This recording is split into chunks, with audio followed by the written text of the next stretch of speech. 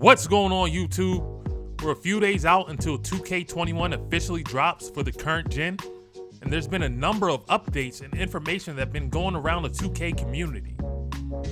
Today, I'm going to be covering a few of those updates, but before we get into it, make sure you guys hit that like and subscribe button if you're new, and bang on that notification bell. First up, let's talk about park affiliations. So it has been confirmed. Ronnie has stated that there will be no park affiliations for the current gen.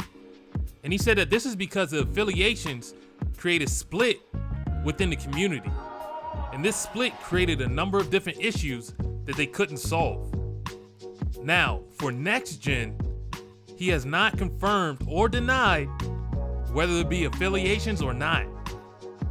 He specifically said that there will be no affiliations for the current gen. So this leads me to think that there may be a possibility for affiliations with the new technology in the next generation consoles.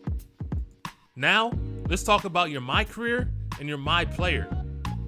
The first piece of news is that the overall rating fluctuations, once you hit 95 and up to 99, it'll be just like in NBA 2K20. So what this means is, once you hit 95, your rating will be based off of how you do in each individual game. So if you do poorly in one game, you could drop down from a 97 to a 96.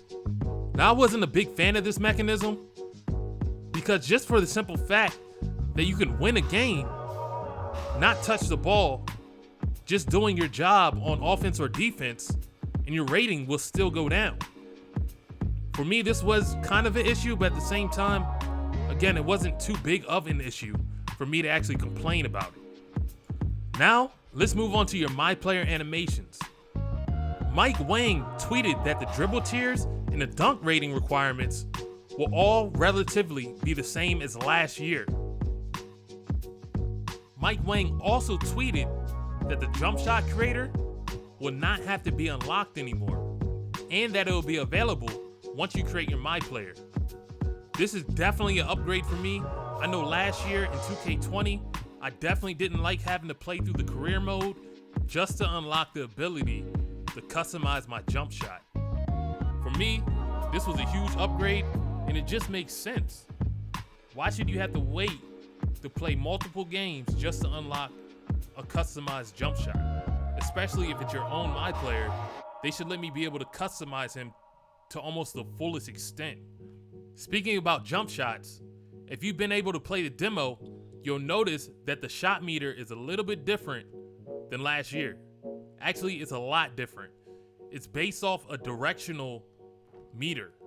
So basically, you have to line up the bar with this small black line on the shot meter. And trust me when I tell you, the shot meter is extremely small. However, Mike Wang also tweeted that the shot meter will be much larger in the final version of the game. For me, it's not going to matter too much. I plan on turning off the shot meter anyway. However, playing around in the demo, it was kind of interesting trying out the layups with the new shot meter. You do actually kind of feel like you have more control when you're going up with the ball or when you're releasing the ball. It just takes some time to get used to it.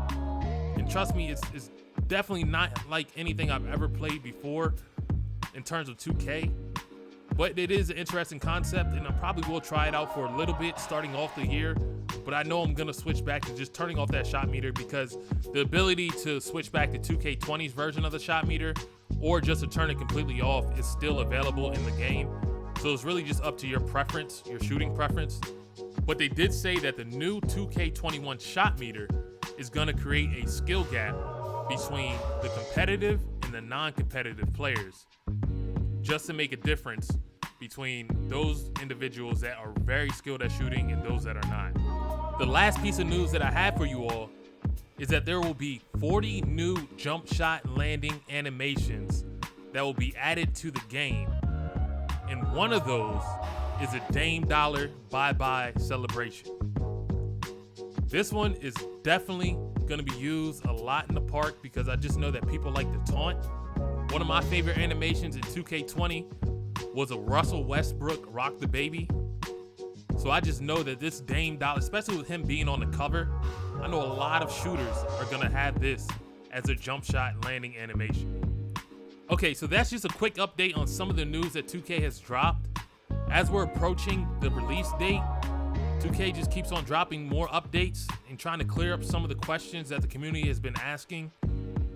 And it's been interesting seeing what they're saying about the current gen. However, I haven't seen too much about next gen's version of the game. That for me is the most exciting or the most anticipated information that I'm looking for, because they said that the park that's being released in the current gen will not be in next gen. It'll be a whole new experience. So I'm just really curious of what they're gonna do and how this is gonna play out, because they're putting a lot of weight on this next gen version. So they definitely cannot drop the ball with this release. And I don't think they will.